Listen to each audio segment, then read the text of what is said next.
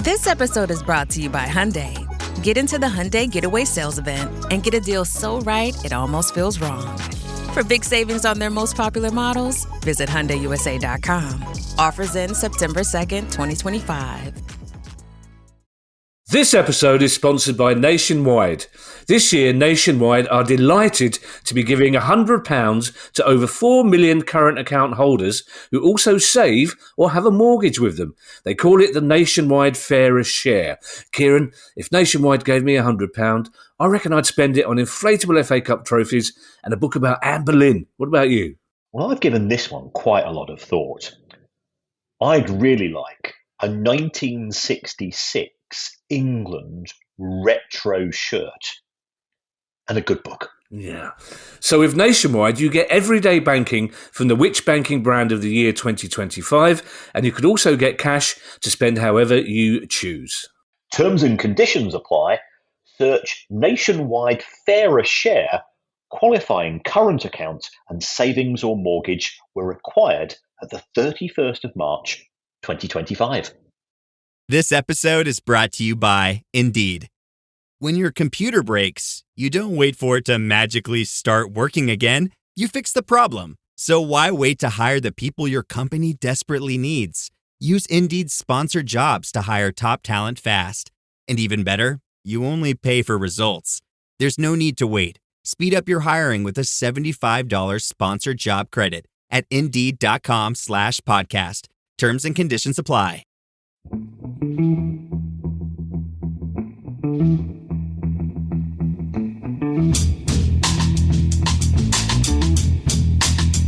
Hello and welcome to The Price of Football, the show that looks at the money behind the beautiful game with me, Kevin Day, and Liverpool University's Kieran Maguire.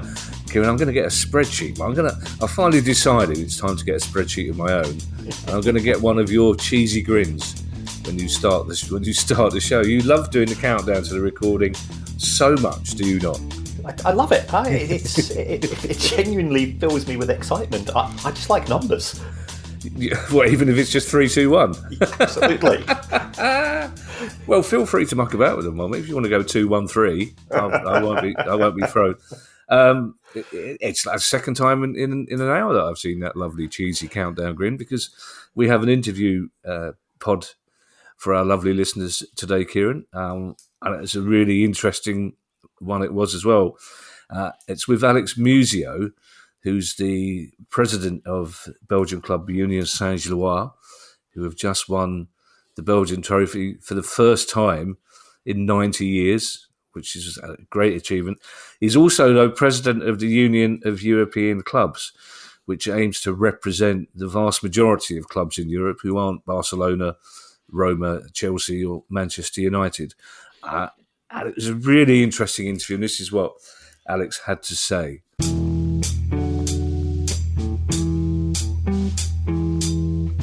Alex, thank you so much for joining us this morning. We're really looking forward to talking to you. Before we talk about the Union of European Clubs, tell us a little bit about yourself, and more importantly, how you came to be the majority owner of the club who just became Belgian champions for the first time in 90 years. Sounds really good to hear that said. If you want to say Belgian champions a few more times in the pod, I'll be very happy. You get a smile out of me every time. So how? I mean, God, the years leading up to 2018, had the feeling with my friend Tony Bloom that we should invest in a club together. He was keen on the idea, but has a lot of other things to do, including running Brighton Hove Albion. So he needed me to run it. So that was good for me as well. And we looked around lots of different clubs over a decent period of time, and set upon Union Saint-Gillloise for numerous reasons, including the fact that a big priority was to be able to win the title, which we've now done. And we felt that in France, for example, that might be challenging. Not impossible, I don't think, but challenging, definitely challenging. And we wanted supporters that were very positive, rather than we looked at a team, and one of the big problems was they had a bit of quite a minority hooligan base that that wasn't really our vibe. And I always feel like when ownership goes into a club, they should try and find a club that matches their personality rather than invest in a club and try and make that club their personality. Yeah, sure. That's it's not really how it should. That's not really how it should work. That is how it works for most people, but not how we wanted it to work, I would say. And and from there, I was the obvious junior investor in terms of percentages, but I always had the voting shares in the club. And then in 2023, I bought the majority from him. So now I own about 75%. He owns 25%. I'll keep mentioning the Belgian Championship if you keep mentioning the FA Cup. Perfect. We'll tickle each other. I mean, once upon a time, back in the day, you were Belgium's most successful club, sort of 1905, 1906, whatever. But then, I mean, what's it like for your fans to win it after 90 years? I mean, it must have been an incredible thing. Yeah, it really, we won the cup last year. Yeah. A bit like Palace won the cup this year. And it was, it was major. It was really, obviously it was massive. And I've read some articles, from Union fans saying we didn't really know how to celebrate. It wasn't, it just wasn't in our, in our mindset, in our way of thinking. So we got a really nice warm up with that last year.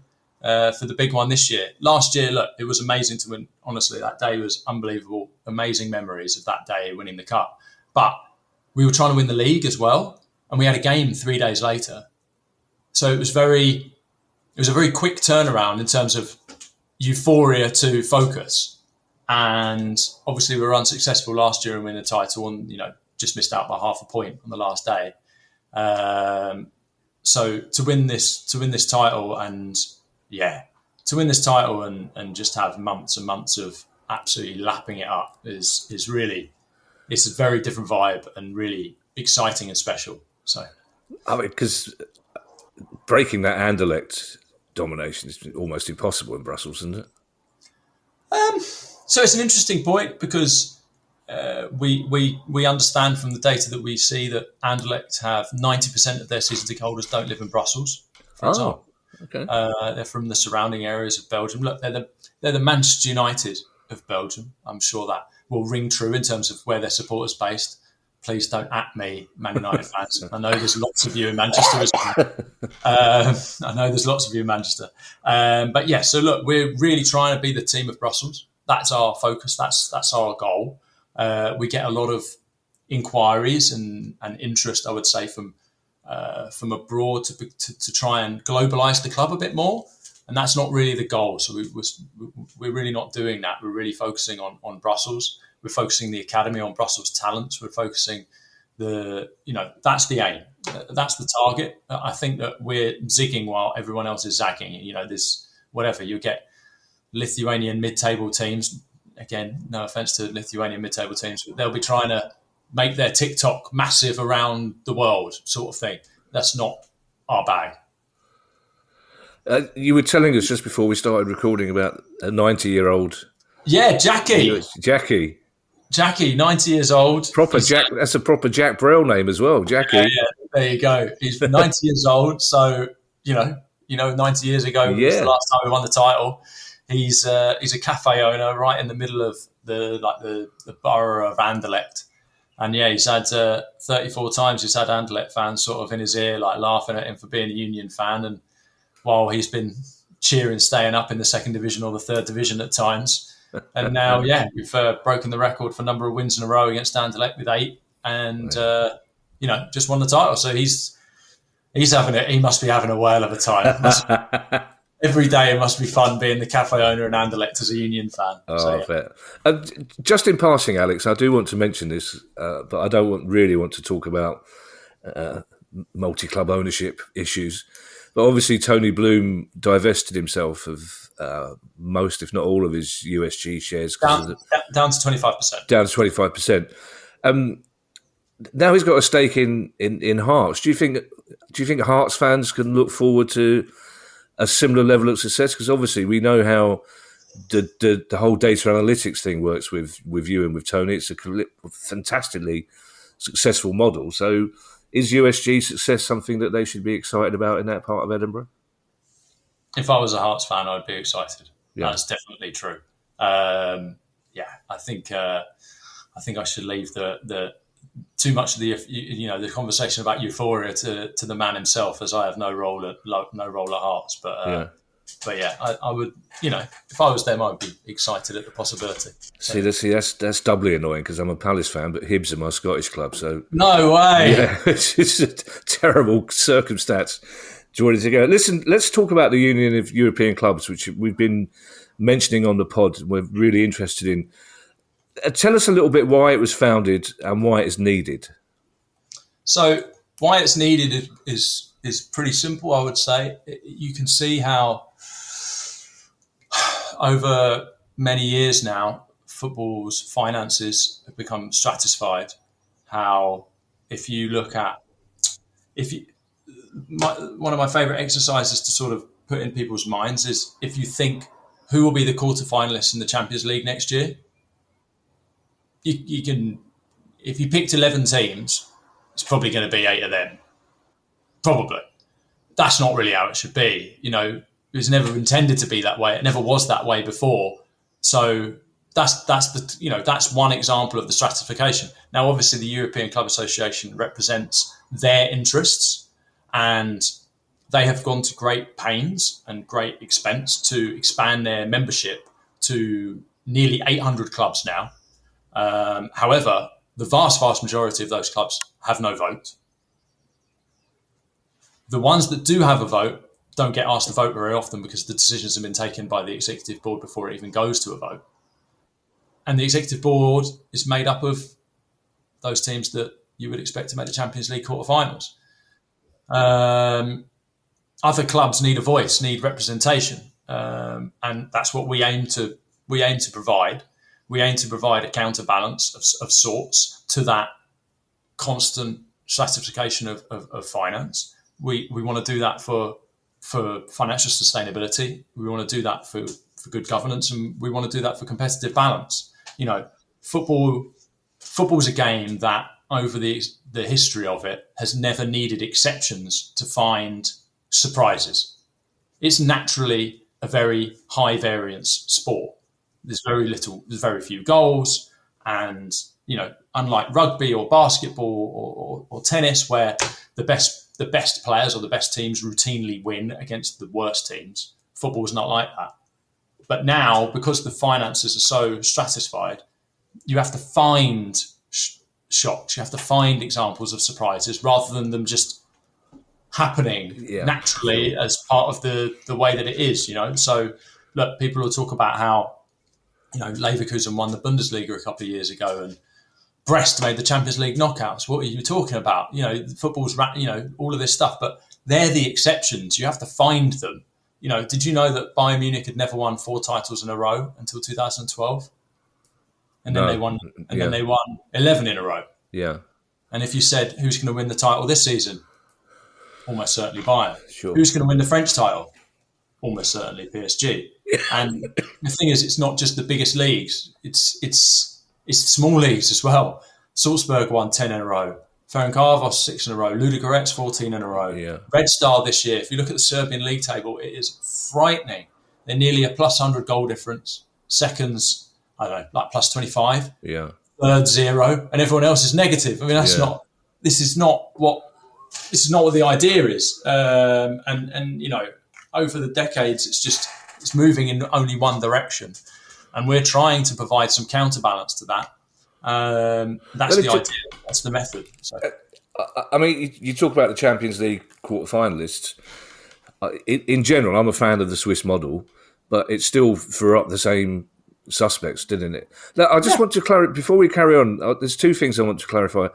First of all, your relationship with UEFA, you're not anti-UEFA, are you? Look, if you could, to me, right, if you could dream up a scenario where there's a governing body in football where everyone is conflicted and everyone is biased and everyone has favourites, but there's technically a governance model where there's no bias, where there's no interest of clubs, and they run the organisation the way that they do with excellent refereeing. I don't know how much you watch, but for me, when I watch the Champions League, the refereeing is top, really spectacularly good, where the organisation of the matches is excellent, where the way that it looks and feels is magnificent.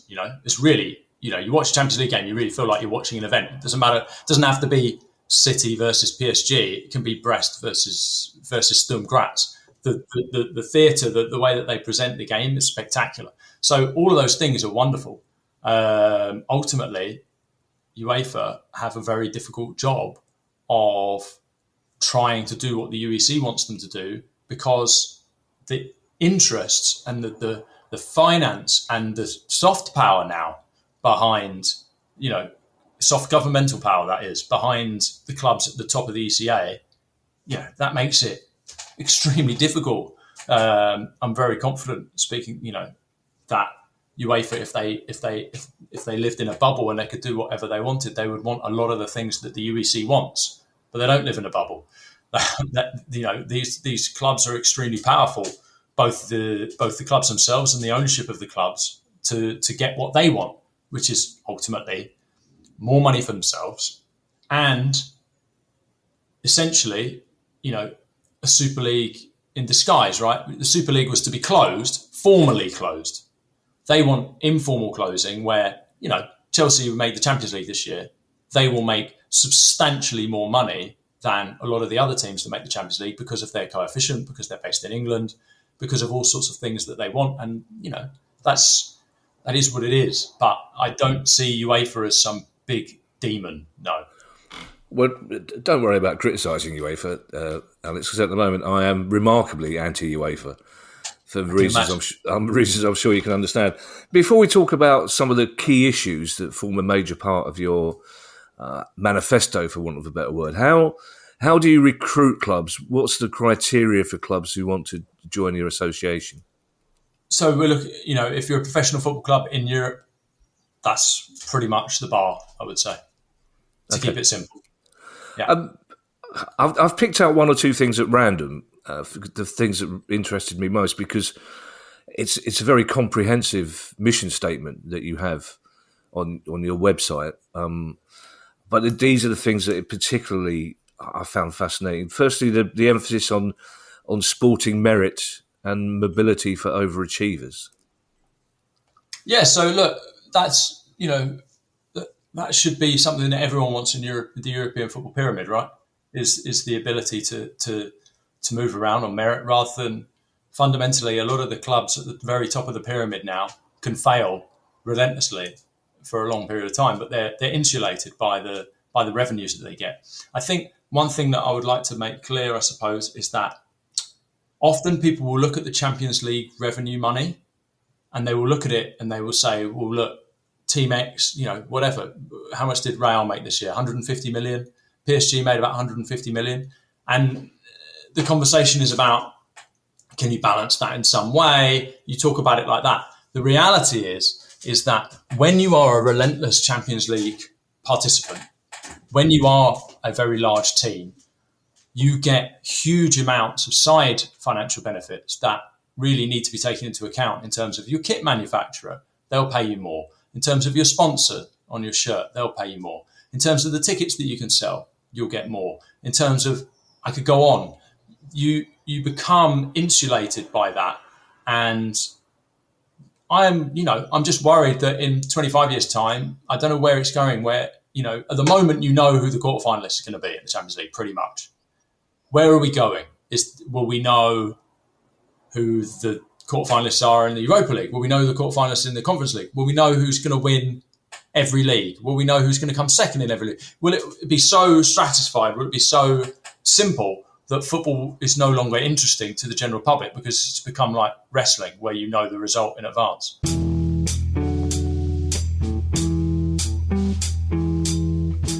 If you've shopped online, chances are you've bought from a business powered by Shopify. You know that purple Shop Pay button you see at checkout? The one that makes buying so incredibly easy That's Shopify, and there's a reason so many businesses sell with it, because Shopify makes it incredibly easy to start and run your business.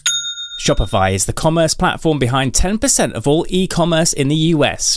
Sign up for your $1 per month trial and start selling today at shopify.com/promo. Go to shopify.com/promo. Hey, it's Paris. You know I love sparkly things, right? Like stars. Duh. And thanks to Hilton and AutoCamp, I just slept under them. Picture me, serving looks by the fire outside my luxurious Airstream, making s'mores with the kids, while a national park is our backdrop. The great outdoors meets Hilton hospitality. That's hot. Explore all the new ways to stay at Hilton.com. Hilton for the stay.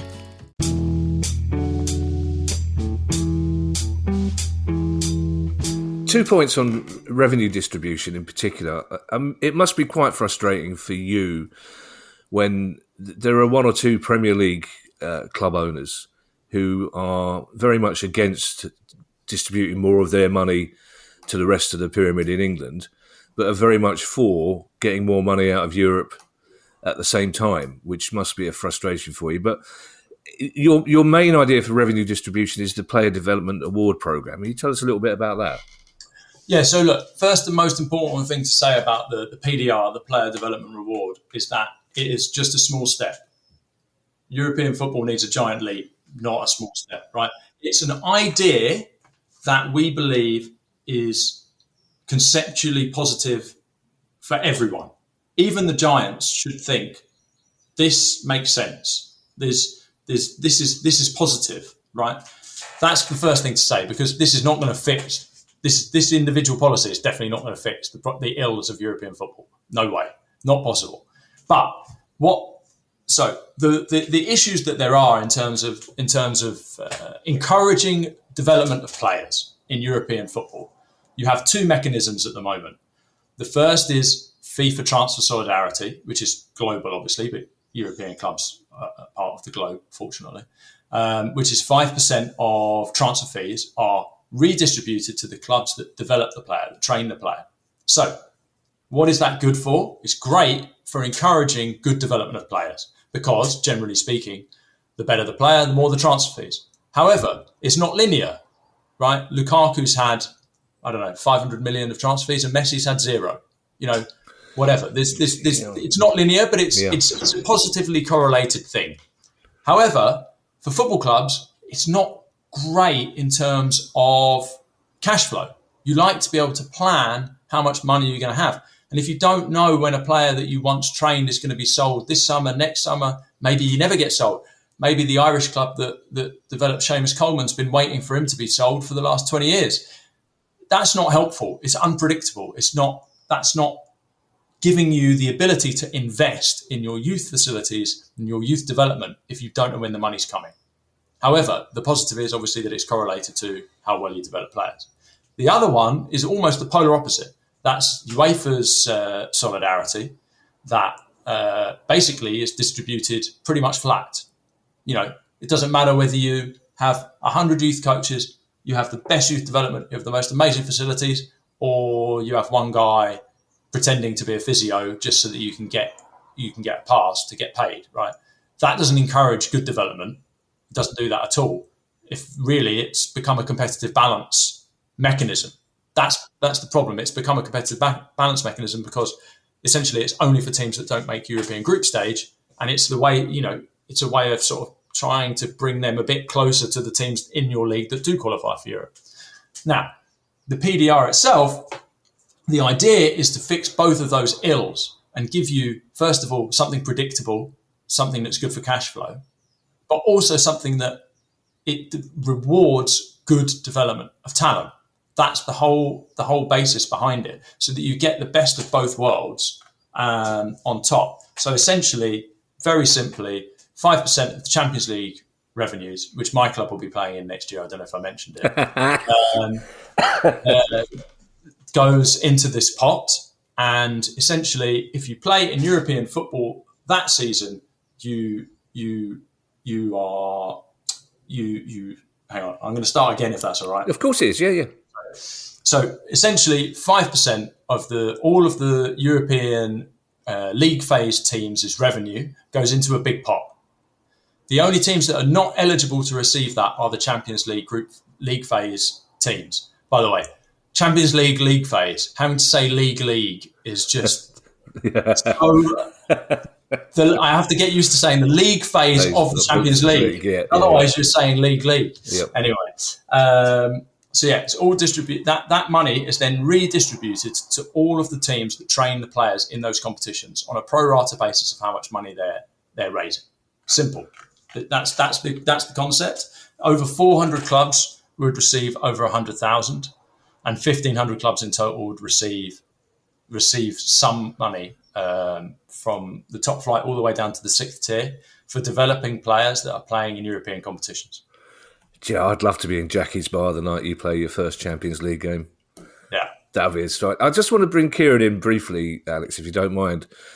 Just, Kieran, could you, as quickly as possible, just give us your take on the way money is distributed in UEFA at the moment and whether you think it's in any way fair or not? I think you, first of all, perhaps, as I often do, answer the second question first. Of course.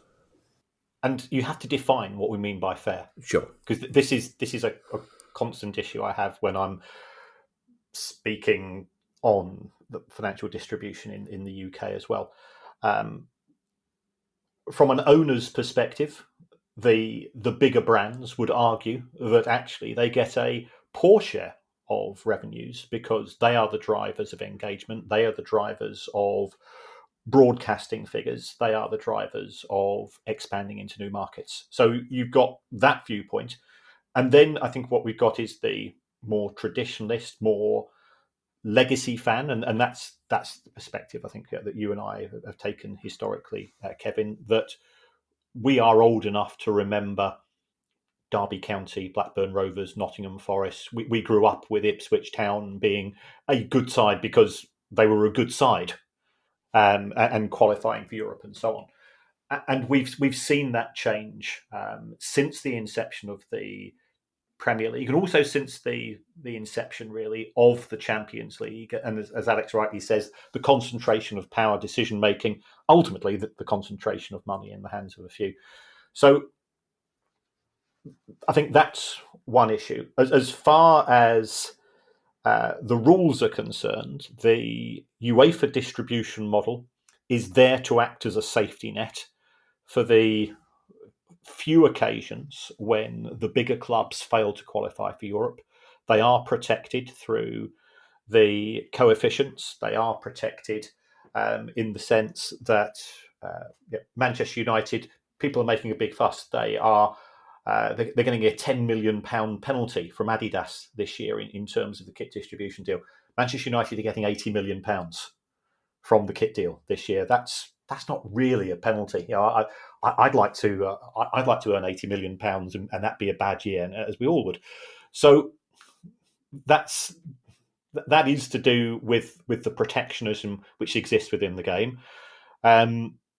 What we have seen in recent years is both in the Premier League and in Europe that the bigger clubs have leveraged off their popularity and their ability to generate interest in the game by extracting further and further concessions from both UEFA and the Premier League in terms of changes to distribution models, the expansion of European competition via the Swiss model and so on.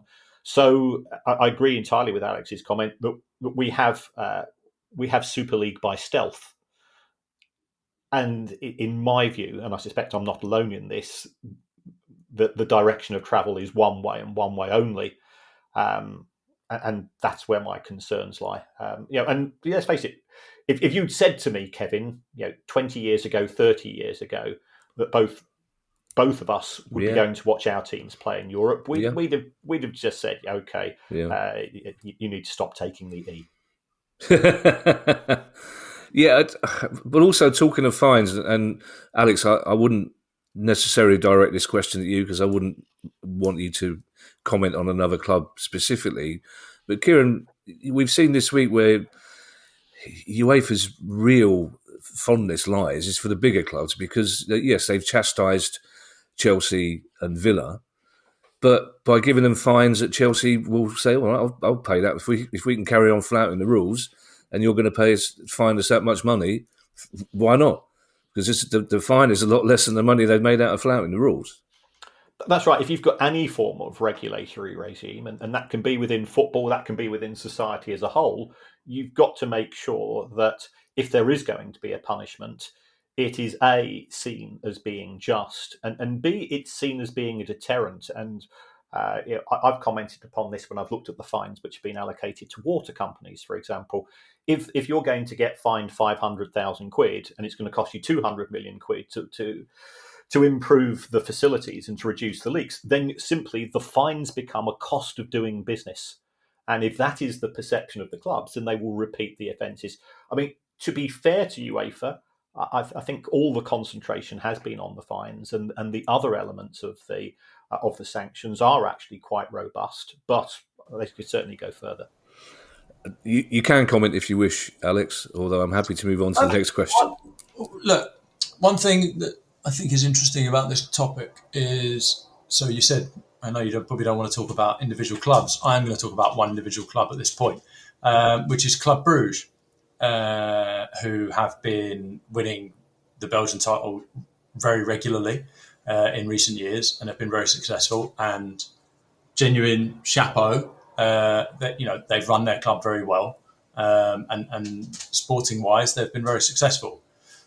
I think they're a very interesting club to talk about in terms of what Kieran talks about, in terms of the big teams say, we deserve a bigger piece of the pie, that's why you're here. And there's a traditionalist which is trying to keep things balanced. Is that a fair summary of what you're saying, Kieran? Absolutely, yes. So yes. What's interesting is that Club Brugge have made a huge amount of revenue from the Champions League, where they are not the main attraction.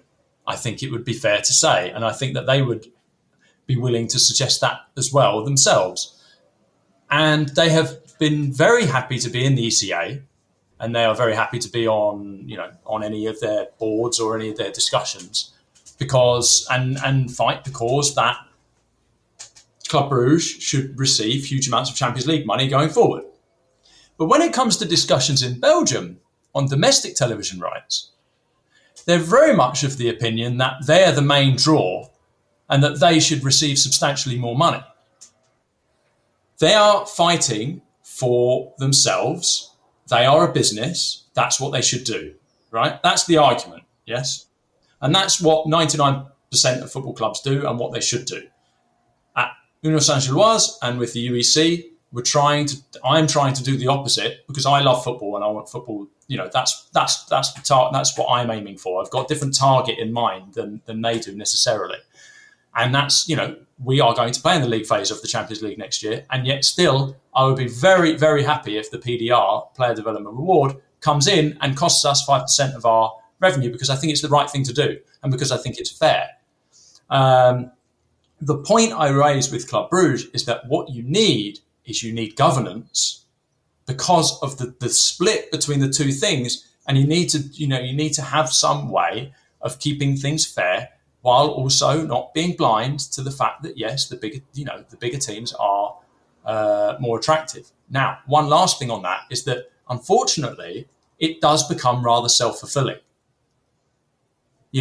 I know that it's a classic trope, and Chelsea fans themselves have their own podcast that's called We Ain't Got No History, for example. Yeah. But Chelsea are Chelsea today, and they are a really legitimately big team that a lot of, I remember when Caicedo signed for them, he did that video of him and his mum in the back of the car because he'd always supported Chelsea, because that's the era of the player now. Early 20s, Chelsea are massive. They've won so much stuff.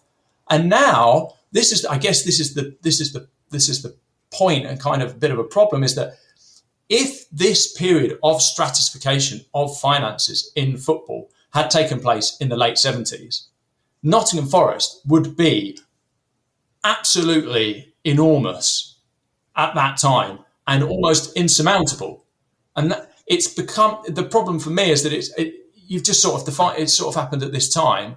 And now, well done, well done Qatar for losing 250 million a year at PSG. You now have a club that, in theory, if it is run well, is so massive that the revenue they get from all of the different mechanisms that I discussed earlier, it can be a successful club because of that. Now, is that what we want for football?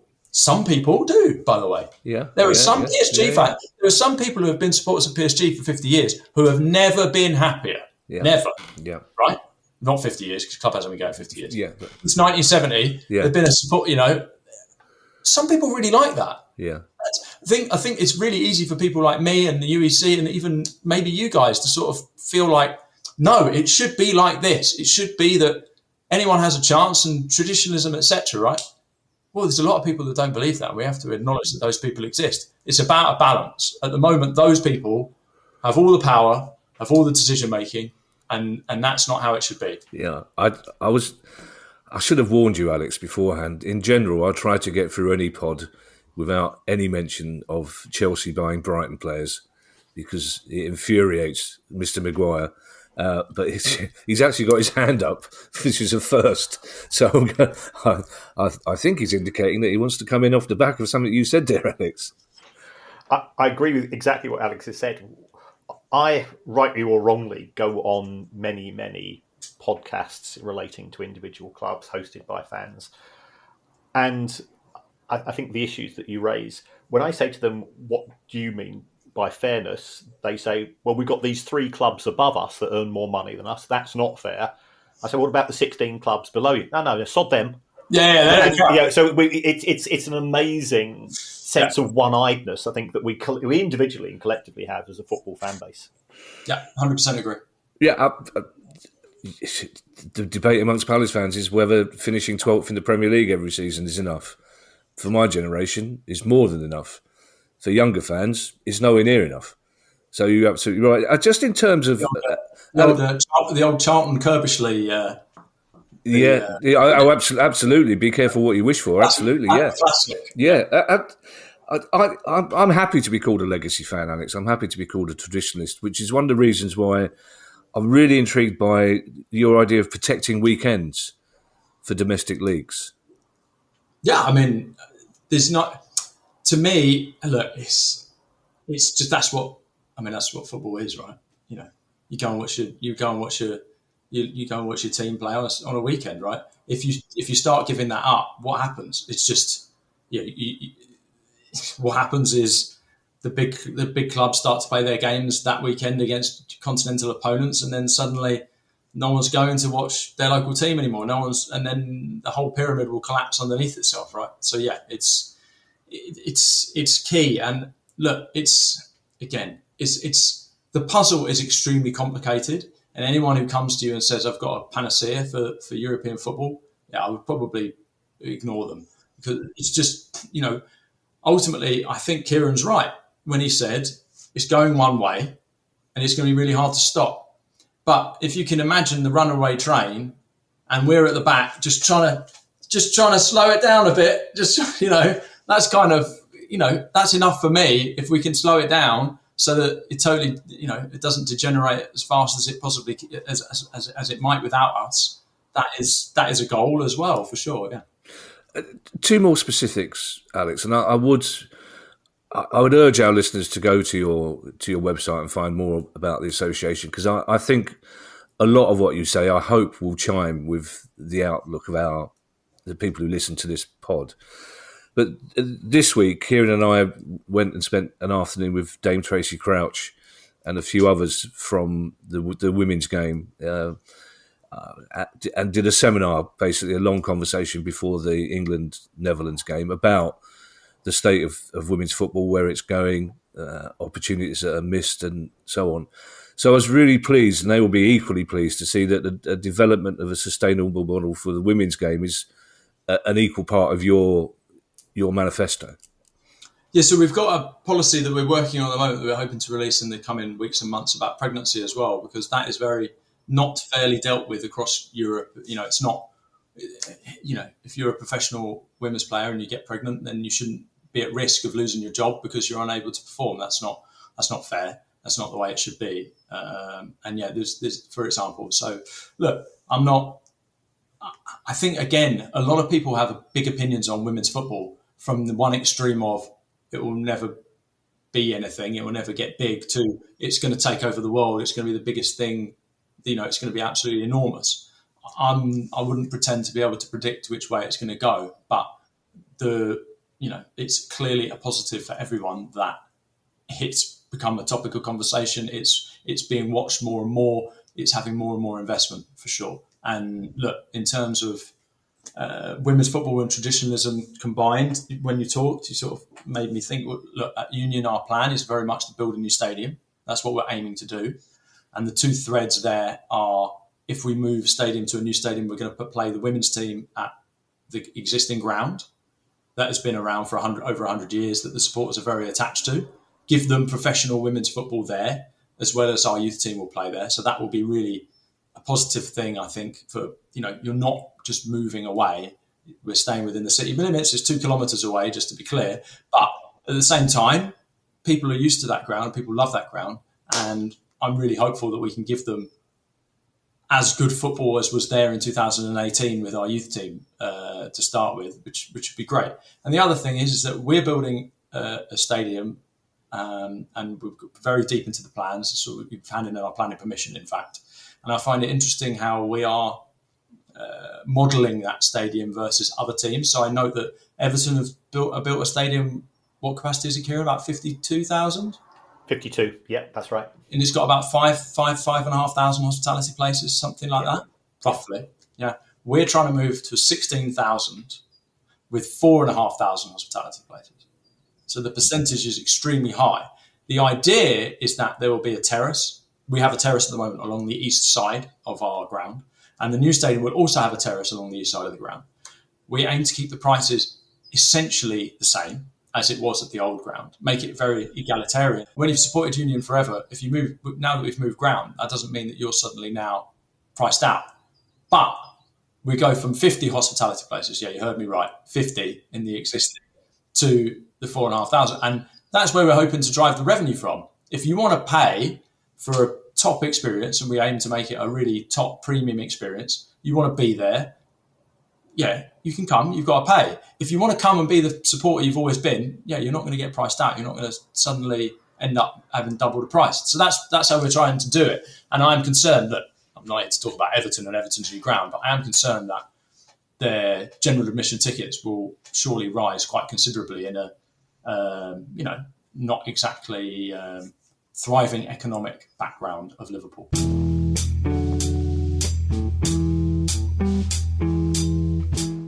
The McDonald's Snack Wrap is back. You brought it back. Ranch Snack Wrap. Spicy Snack Wrap. You broke the internet for a snack. Snack Wrap is back. Ba-da-ba-ba-ba. This episode is brought to you by Nespresso and Samra Origins by The Weekend Coffee Collection. Introducing Samra Origins. My collaboration with Nespresso is a connection to my roots, to my mother, Samra. Coffee that hits the right notes. It transports you. Crafted with unique notes and bold, soaring flavors. Experience a taste that moves you. Nespresso and Samra Origins. Discover more at Nespresso.com.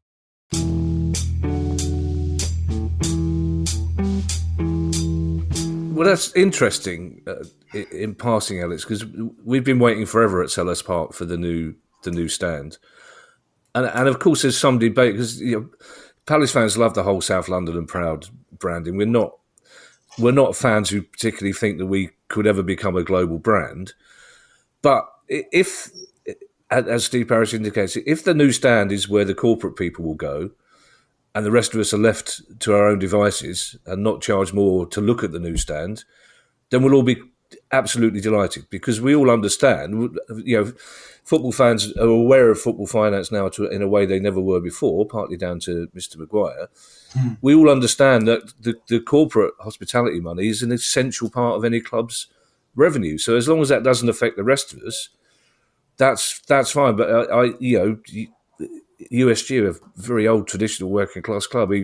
Will your fan base be happy with that new equation? Yeah, definitely. I'm very confident they will, because as I say, beer will stay cheap, entrance will stay cheap.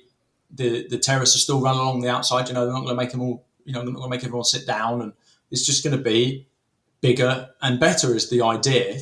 And as I say, if you are a supporter of Union Saint-Gillloise who loves the stadium that we're in and that we've been in forever, we aim to provide you with a level of football that was there before 2018 and with a professional women's team, so that you still have your stadium, you still have what you always had. That's the idea. The penultimate question, Alex, and I do have a special reason for asking this, is that you want to be part of the European Commission Social Dialogue Committee, and my special reason for asking is to find out what the European Commission Social Dialogue Committee actually is. Yeah, that's a fantastic question. It's essentially stakeholders in the game that have been designated as stakeholders of the game many years ago will have meetings to discuss everything from on a social level, right? So away fan ticket prices, travel, just all topics like that, and the transfer system comes up as well in terms of it's a commission-led discussion panel that can raise things to the commission if necessary and discuss things. Yeah, we are very unlikely to become members, as I understand it, because we've had vetoes from one particular organisation who is on that committee. Okay. The look on your face indicates that I won't press you further on that one, but I'll wrap it. This is not so much a question to end, Alex. It's a statement which kind of ties up all the strings of everything we've been talking about, because your main aim is competitive balance in European football. And I don't think there are many people listening to this who wouldn't agree with that. Certainly Kieran and I think I'm really intrigued by the association, and everything I read about it makes me want to find out more about it. But is that balance even possible in the face of opposition from the biggest clubs, aided by UEFA that from the outside increasingly seems to only represent the interests of the bigger clubs? Like you say, we almost by default have got a European Super League. So it seems to me that you've got a Herculean task to break into that, if you like. So I'm almost wondering whether we wave goodbye to them anyway. That's the best way for you to achieve your aims, is that we let the top 8, 10, 12 shave themselves off, go off and do what they want to do, and then the rest of us can get back to having a competitive European league. Yeah, I mean, look, that is a big, it's a big statement that you make. I think that, as discussed earlier, Kieran is of the belief that it can only go one way, and it's only going in that direction. Now, if we can help slow that down, I think that would be a real positive for everyone.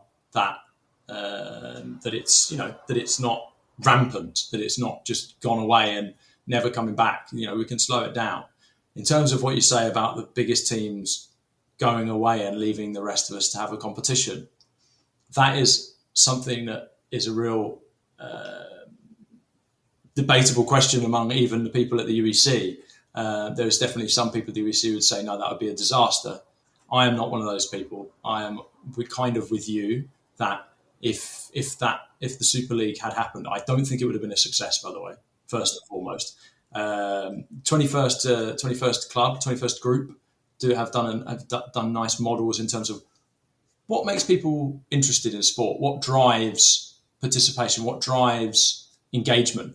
And one of the biggest things is legacy. People watch Champions League because it's been going forever. Everyone knows the Champions League. You have a standard, you have a mark, you have a bar. You know what success is. You know what it is. Whereas in a Super League, especially a closed one like was planned, wow. I mean, I think that one of the other main drivers is jeopardy, and jeopardy would have absolutely collapsed for those teams. Imagine Spurs like last season in a Super League instead of in the Europa League, right? And they're just whatever, they can't qualify for the end season competition at the Super League, whatever they made, some quarterfinal or whatever, right, in February, which is really possible really, really possible. And then what were they in the Premier League at that point? 13th, 14th. From February onwards, finished. There's nothing. They would have had nothing, right? And it could be the same for a lot of Paris Saint-Germain, for example. If they were knocked out of the Super League, they would have won the league by February. I think it is very much to be careful what you wish for those teams. I think if they had gone ahead with the Super League, a closed model, I don't think it would have been very popular personally. I think it would have been too dramatic the other way as well. PSG played Inter Milan, the Champions League final. That was the first competitive game they've ever played. That's the sort of argument that Super League people would make, is that these teams should be playing against each other more often. Well, okay, maybe. But the model you're proposing is they're going to play each other against each other all the time. And very soon it's going to be PSG and Inter Milan for their 16th game in the last 4 years. It's like, it's part of the beauty is the difference in styles, the difference in, the difference in everything, new stadium. Like, that's part of what keeps everything interesting. So, yeah, look, I think that's, as I say, it's a very long and complicated topic for me. I think if they had gone in the original model, it would have been pretty spectacular failure in my mind. It would have really missed out on legacy. It would have missed out on jeopardy. It would have missed out on, the level would have been high.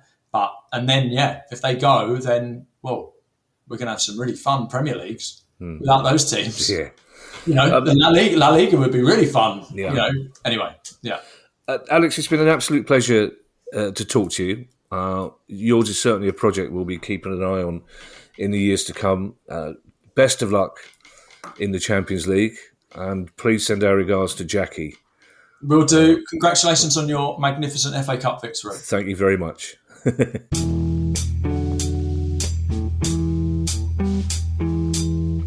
I mean, it's the idealism shines off him, Kieran. And I was really interested to hear what he had to say. But it strikes me it's going to be some time before we get to where Alex wants us to be. And it's a place I would like to be in with him. But it strikes me that they've set themselves a difficult task, haven't they, the Union of European Clubs? Yes, I also think Alex was very realistic in terms of the ambitions. I think his concern is that in a few years' time, we could have domestic leagues and those clubs that are participating in Europe that are generating 12, 15 times the amount of revenue as some of the other clubs in that league. And therefore, it just becomes a procession, it becomes a dynasty. I think his view is, well, if we can make that 15 times, 10 times or 8 times, actually that is progress, and that's an achievable ambition. The payments for players developing in Europe, I think that's a fantastic idea. And I thought that his views on fans, effectively acknowledging what we've also seen from the likes of Bayern Munich, who say we get 50% of our revenue from the fans that fill the corporate boxes, and we get 50% of our revenue from the regular fans. And that allows us to keep prices low. And if we did put up prices, yes, we get an extra 2 or 3 million euros a year. We can earn that in one match in Europe. So actually, we'll try to make our prices more competitive. So I think that was fantastic. And it would be great if other clubs took note. Sadly, I think those clubs for whom the owner, and Alex is a football fan first and an owner second, and I say that as a compliment, I think those clubs where the owner's main aim is revenue and profit maximisation won't share those views. So it's not, I mean, even in the smaller leagues around Europe, Kieran, they're dominated by 1 or 2 clubs who are getting the vast majority of the domestic pie. So it does strike me that we need something like the Union of European Clubs. Yes, we do, because if you end up with a series of dynasties in European football, then it actually becomes counterproductive, because if you are that domestic league and you're trying to sell your TV rights, now, the TV producers will say, well, okay, Red Star are going to win it this year, so why should we bother paying for something?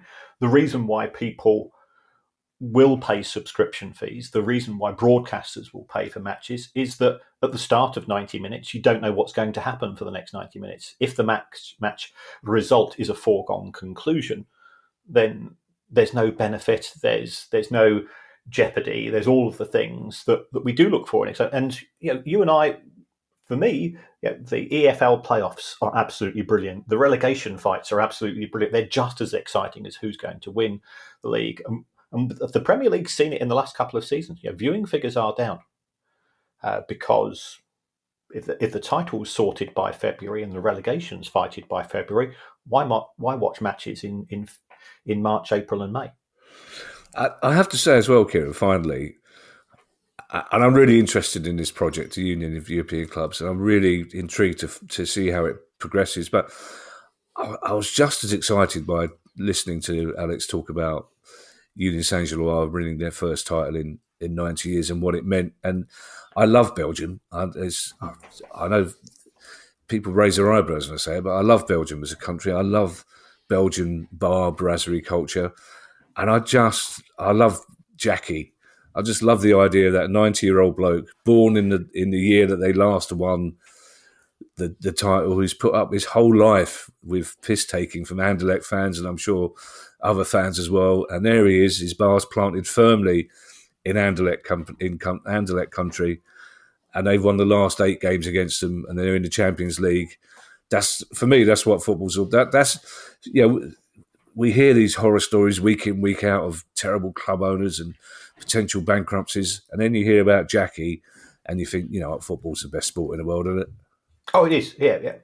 Bit of bragging rights, a bit of being able to. Can you imagine what it would have been like for him opening his cafe the Monday morning after they'd won the championship? And if he's smart, and I suspect he is, he wouldn't have said a word. He'd just have a smile on his face, and that's the way to do it. Yeah, maybe a little photograph behind the bar, perhaps, something like that. Yeah, yes.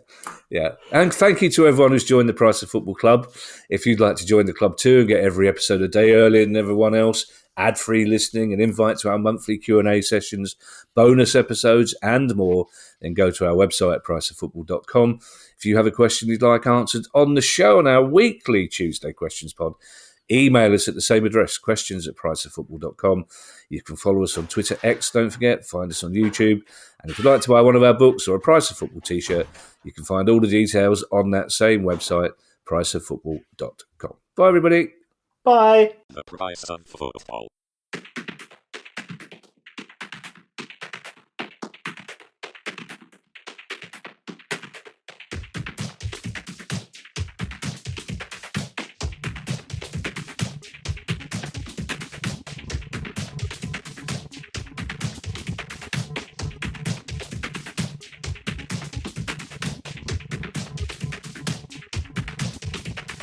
The Price of Football. You just realized your business needed to hire someone yesterday. How can you find amazing candidates fast? Easy. Just use Indeed. Stop struggling to get your job post seen on other job sites. With Indeed sponsored jobs, your post jumps to the top of the page for your relevant candidates, so you can reach the people you want faster. According to Indeed data, sponsored jobs posted directly on Indeed have 45% more applications than non-sponsored jobs. Don't wait any longer. Speed up your hiring right now with Indeed.